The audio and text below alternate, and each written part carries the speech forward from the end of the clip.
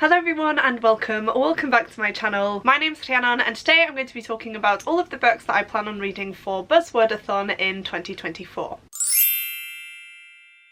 If you guys don't know what Buzzwordathon is, it is a read-along hosted by Kayla over at Books and Lala, where she essentially chooses a word that you must incorporate into your TBR. Now, I believe that this used to happen in a short space of time. However, for around 2 years now, Kayla has been revealing the words for the whole year, essentially. It's one word every month for this readathon. I feel like it was a decision to kind of make it more community-based and more manageable for people, and this is the first year that I am intending to fully take part. Now, I have jumped in and out of Buzzwordathon throughout the last 2-3 years, but I've never actually had a set TBR, and I decided that this year would be the year that I changed that, and that is essentially what this video is going to be about. Now, as I mentioned, I have chosen a book for every month, but as we go through the months, some of these may change. I'm hoping that they don't, because I've actually managed to fit a lot of books from my physical TBR onto this Buzzwordathon TBR, and I'd like to keep it that way, but I also don't want to put any pressure on myself to read books if I'm not in the right frame of mind. So this is a tentative TBR, but I'm hoping the majority of these books will get read for Buzzwordathon. We are kicking off this TBR with a book that I have actually already read, and that one is There's Someone Inside Your House by Stephanie Perkins. The prompt for January was there, there or there, and this is the book that I managed to fit onto my TBR. Now, I didn't actually own this book. I have scoured my shelves, guys, and I couldn't find any books with there, there or there in the title. This one is the only one that came to mind. However, I didn't own it at the time. I checked my local library, they didn't have it in, and I am actually trying to cut down on my book buying right now because we are in the process of moving house, and I do think that I will have to get rid of some books because these aren't all gonna fit. And so I was really debating what to do, and in the end I decided to buy it on my Kindle, which is why I don't have the physical copy to show you guys. But as I mentioned, I have read this one. I don't know whether it's a YA or new adult thriller, but it has got some graphic and sexual content, so just be aware of that if this is something that you're looking into. But I know Stephanie Perkins as a romance and contemporary author, so I was very intrigued to see how she would tackle a thriller, and I must say I did have a good time with it. It's definitely a fast-paced book. In this one, we are following our main character Makani, who has recently moved from Hawaii to live with her grandmother in Nebraska. Now, we don't really know why, but Makani implies that she has done something in her past that she has essentially had to flee from. She seems to have settled in there though, even though she does miss home. She has 2 best friends, and she also has a boy that she is very interested in called Ollie, but her past isn't as far behind as she would like it to be, and when some of her classmates start being murdered, Makani is forced to confront her dark secrets because she does think that this has something to do with the case, and she also turns detective in a way with Ollie and her friends as well. The murders are gruesome, I'm not going to sugarcoat that, but it is something that I was very interested in. I feel like this book was definitely a lot more romance heavy than horror focused, I suppose. You didn't actually get too much of the killer and the murders, you got more of the relationships, which is fine, but unfortunately it just wasn't what I was looking for. I thought this was going to be a very intense, fast-paced murder mystery novel, and it just wasn't. It was okay, I had a good time with it, but it wasn't the best book I've ever read. So even though that is the case, I am glad that I read it. This is the only book, as I mentioned, I could find to fit this prompt. It's one that I've been looking at for a while, so ultimately I'm glad to have read it, but it's not one that's going to stick with me. I'm glad that I didn't buy the physical copy, but if you do enjoy a more character-based novel and maybe you are getting into your mystery thrillers, then this would be perfect. The prompt for February is positive word, and again, this is one that I struggled with for some reason, but I did decide to go with Amari and the Great Game by B.B. Alston, with great being the positive word. I feel like this counts. I feel like this prompt is definitely open to interpretation, and this is a book that I've been meaning to get to for a while now, and as I mentioned at the beginning, I've tried to fit on books that I've owned for a while so that I can participate in Buzzwordathon but also tick off a lot of books that have been sitting on my shelves for way too long. Now, I've been saying that I was going to read Amari since it came out, which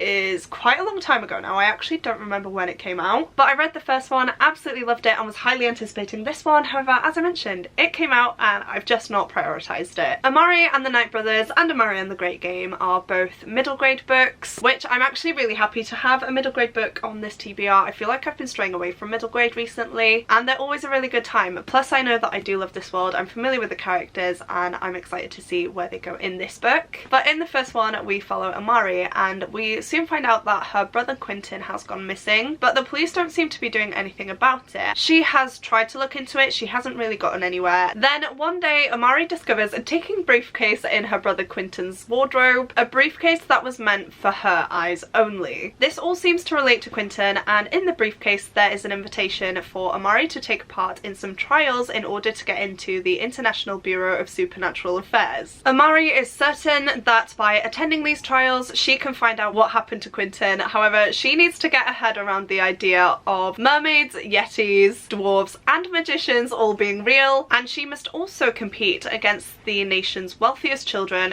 who have been aware of the supernatural world their whole lives. With an evil magician threatening this world, and of course Every's quest to find her brother, she is intent on passing these trials in order to find Quentin and to figure out what's going on with this evil magician. But of course the stakes are high. There are people in this world that don't like the fact that she is different, and so she needs to prove herself time and time again in order to gain a place in the Bureau of Supernatural Affairs, in order to, as I mentioned, find her brother. This is such a heartwarming story. I absolutely love the first one. It deals a lot with racial issues as well, which is very important, and as I mentioned, I can't wait to get to this one, which I will be prioritising in February. The prompt for March is to read a book featuring a character name in the title, and for this one I have gone for The Adventures of Amina Al-Sarafi by Shannon Chakraborty. I don't know too much about this, guys. All I know is that it's a book about a female pirate, and honestly that has me sold. This is also a beautiful Fairy Loot edition, and ever since I've received it I've been desperate to pick it up, so I'm extremely glad to have fit it onto this TBR. For this one it just says, Amina Al-Sarafi has survived backstabbing rogues, vengeful merchant princes, several husbands and one actual demon to retire peacefully with her family to a life of piety, motherhood and absolutely nothing that hints of the supernatural. But when she's offered a job no bandit could refuse, she jumps at the chance for one final adventure with her old crew that will make her a legend, and offers a fortune that will secure her and her family's future forever. Yet the deeper Amina dives, the higher the stakes, for there's always risk in wanting to become a legend, to seize one last chance at glory, to savour just a bit more power, and the price might be your very soul. That sounds amazing. There is a map in here which looks like this, and honestly if I didn't want to read it before, this has definitely made me want to pick it up now. So as I said, I'm extremely happy to have this one on the TBR. I feel like it's going to be a new favourite of mine. For those of you who don't know, I love anything to do with the ocean and pirates. Pirates of the Caribbean are some of my favourite films ever. I'm actually obsessed with them. It's really bad, and so I have been wanting to read more sea-based and pirate-based books. Very excited to dive into this one. I feel like it's going to be a lot of fun, and I have actually read City of Brass by Shannon Chakraborty before, which I did enjoy. I know that I enjoy her writing style, so this should be one that I do pick up and fly through. The prompt for April is nature words, so anything to do with nature, and for this one I've gone for The Girl Who Fell Beneath the Sea by Axie O, with of course the nature word in here being sea. This is another beautiful Fairy Loot edition. I absolutely love it, and it's one that's been on my shelves for quite a while now, so again I'm very happy to be prioritising it and to be reading it for Buzzwordathon. This is one that I tend to skip over, and I don't know why. It's a short book. I feel like I'm gonna love it. I feel like it's going to be a very beautifully written book,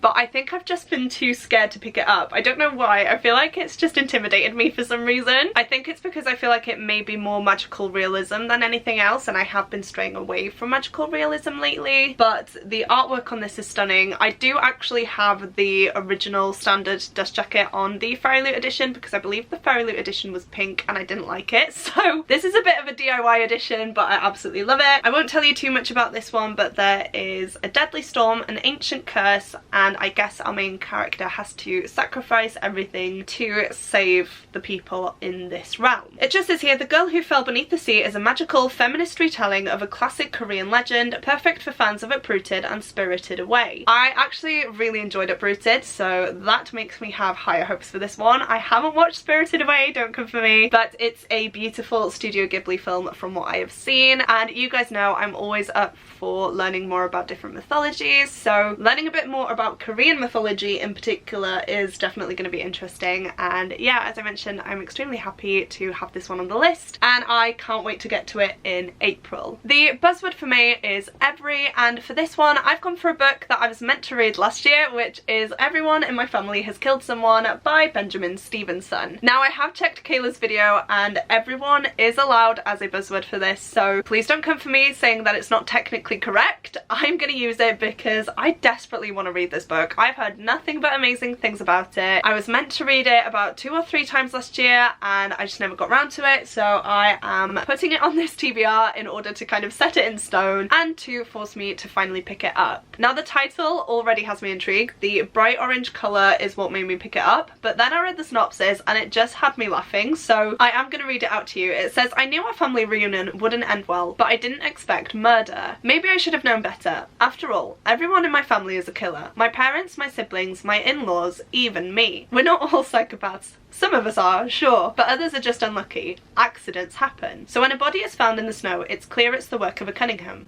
But which one and why? I'll give you a clue. It wasn't me. But a piece of advice, never trust a Cunningham." This sounds phenomenal. I am so excited to read it. As I mentioned, I feel like it's going to be really interesting and I just don't know what to expect. I do know that the second book is coming out. I don't know whether they're going to be related. I feel like they're going to be standalone murder mysteries, but the author is bringing out a second book with a very similar title. I can't quite remember what it is off the top of my head, but I would like to dive into this one before committing to pre-ordering that one, just in case I don't like it, but I have a feeling I'm going to love it. From the reviews that I've seen, they have been quite positive, and yeah, you guys know I love a murder mystery, so I had to get one onto this TBR. The prompt for June is to feature a book that has repeating words in the title, and for that one I've chosen another book that I featured in quite a few TBRs, and that is Wrong Place, Wrong Time by Gillian McAllister. This is one that I've heard mixed things about, and I feel like that's why I've put it off. I bought it when it first came out last year. I was so intrigued by the synopsis, but ever since, as I mentioned, I've just heard mixed things and it's kind of scared me a little bit. Some people have loved it, some people have really not connected to it, and so I have just left it on my shelves. But this was the perfect book to use for this prompt, and so I've decided to put it onto the TBR and give it a go. All I know about this book is that one night a mother is looking out the window and she sees her son kill someone. She has no idea why. This man is apparently a stranger, and that night she goes to sleep in complete despair. However, when she wakes up the next morning, it's actually the day before again and the murder hasn't happened yet. And it just says here, "Somewhere in the past lie the answers, a reason for this crime and your only chance to stop it." So I believe that every time she falls asleep she wakes up before the murder, and I don't know if it goes further and further away from the murder or if it's just the morning of every single time, but I'm very excited to find out. I feel like the premise is so intriguing, and time travel is always a risky thing to do, so I'm excited to see how it's tackled in this book, and I'm looking forward to sitting down and reading it in June. The next prompt is one that I actually struggled with quite a bit because I feel like it's vague, but it's not vague. The prompt for July is measurement, and again, I rewatched Kayla's video and she basically said that anything you can relate to measurement works. So I don't know if this is a bit of a stretch, but I've gone for A Spoonful of Murder by J.M. Hall, with the measurement word in here of course being spoonful. Now, I guess in recipe books, at least in the UK, a spoonful is a measurement, so I'm gonna count it. This is another book that I've owned for quite a while and I just haven't been prioritizing. It's a murder mystery book, so it should be quite a fast-paced one, and yeah, the cover just had me so intrigued. We have a cup of tea, a cat, and it just says milk, 2 sugars and 1 dead body. So I'm definitely here for this one. I actually don't know anything about it though, so let's just read the back. It says, "Retirement can be murder. Every Thursday, 3 retired school teachers have their coffee o'clock sessions at the Thirsk Garden Centre Cafe. But one fateful week, as they are catching up with a slice of cake, they bump into their ex-colleague Topsy. By next Thursday, Topsy is dead. The last thing Liz, Thelma and Pat imagined was that they would become involved in a murder. But they know there's more to Topsy's death than meets the eye, and it's down to them to prove it. Sit down with a cup of tea and this perfectly witty, page-turning mystery, perfect for fans of the Thursday Murder Club and Midsummer Murders." Now, I'm glad that they compared it to the Thursday Murder Murder Club, because after reading the synopsis I can definitely tell that they are going to be quite similar. I haven't actually read the Thursday Murder Club series by Richard Osman yet, but I do own all of the books and I plan on reading them this year, so hopefully I can keep these two separate. But I feel like it's just going to be a cozy murder mystery that I can hopefully sit down and read in one sitting. We shall see. I haven't actually heard anyone talk about this one. I've not seen any reviews for it, so I am diving in blind, and hopefully that just means I will have a really good time reading this one. And I will definitely be making myself a cup of tea and grabbing a cake alongside it as well, because if they're meeting up at a cafe and if they have tea and a cake, I'm definitely going to want one. So I feel like that's going to be a lovely reading day, and I may even film a cozy reading log for this one as well. The prompt for August is to read a book with like in the title, and for that one I've gone for Song of Silver Flame Like Night by Emily Wen Zhao. This was a book featured in an Illuma Creator box, I believe, and as is the case with a lot of those, as soon as I open them I really want to get to them. However, months go by and I still haven't picked it up, so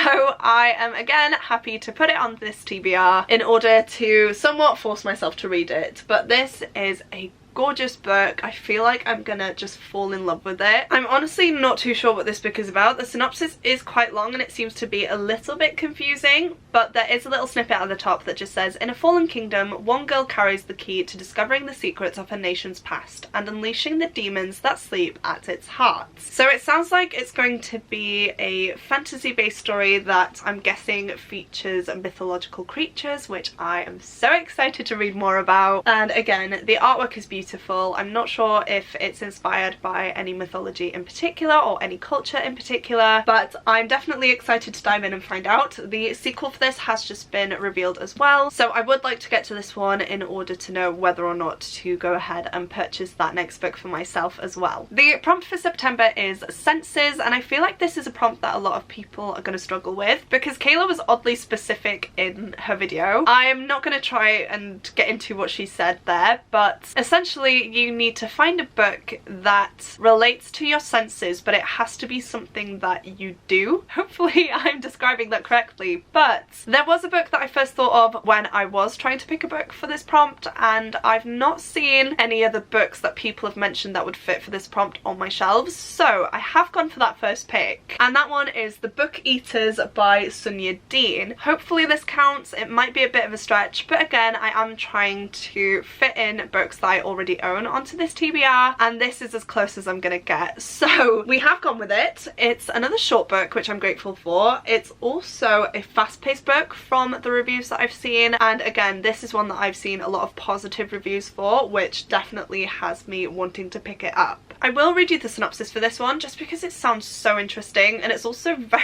intriguing. So it says, hidden across England and Scotland live 6 old book-eater families. The last of their lines, they exist on the fringes of society and subsist on a diet of stories and legends. Children are rare and their numbers have dwindled, so when Devon Fairweather's second child is born, a dreaded mind-eater, a perversion of her own kind, who consumes not stories but the minds and souls of humans, she flees before he can be turned into a weapon for the family, or worse. Living among humans and finding prey for her son, Devon seeks a cure for his hunger, but time is running out, for her family wants her back, and with every soul her son consumes, he loses a little more of himself. This is a story of escape, a mother's savage devotion, and a queer love that will electrify readers looking for something beguiling, thrilling, strange, and new. That sounds amazing. I feel like it's going to be a very interesting book, and I can't wait to see how mind-eating works. So yeah, very excited for this one. I've heard nothing but good things, and I feel like it's going to be a good book to kind of start getting into the spooky season as well. The prompt for October is relationships, and I feel like I've hit the nail on the head with this one, guys. I've chosen Twin Crowns by Catherine Doyle and Catherine Webber, which of course is a book about twins. I own the first 2 books in the series. I already have the 3rd book pre-ordered as well, and I am embarrassed to say that I haven't even read this one yet. So again, when this prompt popped up, I was so happy, and yeah, I'm extremely glad to have put this one on my TBR so that I can read it for Buzzwordathon. This one says, Princess Rose Valhart is heir to the throne of Yana. Trained from birth to fear the witches that killed her parents, she will do anything to defend her kingdom. Stolen from the palace at birth, Wren Greenrock is the secret sister no one knows about. She plots to usurp the princess in order to protect the witches of Orther who raised her. In the battle for the crown of Yana, where will your allegiances lie? That is a pretty big synopsis for what is a chunky book, but I am definitely excited to dive into this one. The cover art is gorgeous, and I'm not gonna lie, that is definitely one of the things that drew me to this book. But I have heard such good things about this one. I'm familiar with Catherine Webber, but I haven't read anything from Catherine Doyle, so I'm excited to dive into this one and see what their writing styles are like together. And yeah, hopefully it's a book that I really enjoy, because I do have the second book and I've ordered the third book, as I mentioned. The prompt for November is to read a book with "only" in the title, and for that one I've gone for Only a Monster by Vanessa Len. Now I'm not gonna lie, I haven't heard the best things about this book, which is why I've been putting it off, but again, this worked for this prompt and it's on my TBR, so I reckon it's time to just bite the bullet and read it. This is a Fairy Loot edition, I believe, and I have missed out on the second book to match, but I'm honestly not too bothered about it. I don't think this is going to be an all-time favourite book, but who knows, I may be wrong. I'm hoping I'm wrong, but as I mentioned, I've just not heard the best things. This is another book which features time travel, which is very random because I don't tend to read books that feature time travel, but apparently for Buzzwordathon I'm reading two, and our main character Joan is the one who travels through time. Her family aren't just eccentric, they are monsters with terrifying hidden powers, and Nick isn't just a cute boy, he's a legendary monster slayer who will do anything to bring them down. And then it just says, as she battles Nick, Joan is forced to work with the beautiful and ruthless Aaron Oliver, heir to a monster family that hates her own. She'll have to embrace her own monstrousness if she's to save herself and her family, because in this story she is not the hero. Not sure how I'm gonna feel about that one. The synopsis does sound interesting, but if there's a love triangle involved, it's definitely going to hinder my enjoyment if it's not done well, and yeah, I'm just a little bit apprehensive about this one. I've put it on this TBR though, so hopefully I can actually sit down and read it and let you guys know my thoughts. But as I mentioned, this was the perfect book to read for this prompt, and even though I'm not the most excited about it, it will mean that once again I will have ticked a book off of my physical TBR. And then the last prompt for Buzzwordathon 2024 for December is to read a book that features holiday words in the title. For this one I've chosen a book that isn't currently out yet, but I do have it pre-ordered. I have just read a book from this author that I really did enjoy, and so the book that I will be reading for this prompt is The Christmas Jigsaw Murders by Alexandra Benedict. I recently read Murder on the Christmas Express by this author and I had a really good time with it, guys. It's definitely a blatant rip-off of Murder on the Orient Express by Agatha Christie, but if you know that going in, it's a good time, and as I mentioned, I had a really good time with it. It was exactly what I needed, and when I saw that this author had another Christmas-inspired murder mystery book coming out, I of course had to pre-order it. The synopsis of this one reads, on the 1st of December, renowned puzzle setter, loner and Christmas skeptic Edie O'Sullivan finds a hand-delivered present on her doorstep. Unwrapping it, she finds a jigsaw box, and inside 6 jigsaw pieces. When fitted together, the pieces show part of a crime scene. Blood-spattered black and white tiles and part of an outlined body. Included in the parcel is a message. 4, maybe more, people will be dead by midnight on Christmas Eve, unless you can put all the pieces together and stop me. It's signed Rest in Pieces. I shouldn't laugh about that, but that's quite funny. Edie contacts her nephew, D.I. Sean Brand O'Sullivan, and together they work to solve the clues. But when a man is found near death with a jigsaw piece in his hand, Sean fears that Edie might be in danger and shuts her out of the investigation. As the body count rises, however, Edie knows that only she has the knowledge to put together the killer's murderous puzzle. Only by fitting all the pieces together will Edie be able to stop a killer and finally lay her past to rest. That just sounds amazing. I feel like it's going to be another book that I really do enjoy, and I'm always looking for Christmas inspired books in order to read over the festive period, and so this just sounds perfect, and of course it fits the prompt beautifully. So there we have it, guys. These are all of the books that I'm planning on reading for Buzzwordathon in 2024. Of course, There's Someone Inside Your House and the Christmas Jigsaw Murders aren't in this stack because I don't own them physically, but I feel like this is a pretty good looking stack. It's nice to actually be prioritizing books that I've owned for quite a while, and this readathon is definitely making me prioritize books that maybe wouldn't have been read for another few years. So thank you to Kayla for coming up with the prompts, and yeah, I'm very excited to partake in the readathon and to prioritize all of these books. Please do let me know if you're taking part in Buzzwordathon down in the comments, and if you do have a TBR, please send me over there as well. I love chatting with you guys. The bookish community is why I decided to join BookTube, and so the fact that I can talk to all of you about the books that we're reading is honestly amazing. If you have made it this far through into the video and would like to let me know that you're still here, please go ahead and comment a sea related emoji down below, with one of the prompts being nature words. I feel like that is fitting, and this cover is definitely one of my favourites. So if you don't have anything in particular that you would like to say but you would like to let me know that you're still here, please go ahead and comment that now. As well as that, please don't forget to click the like button if you like this video and the subscribe button if you'd like to see more content from me. But that is it from me today, guys. Thank you so so much for watching, and I will see you soon in my next video. Goodbye!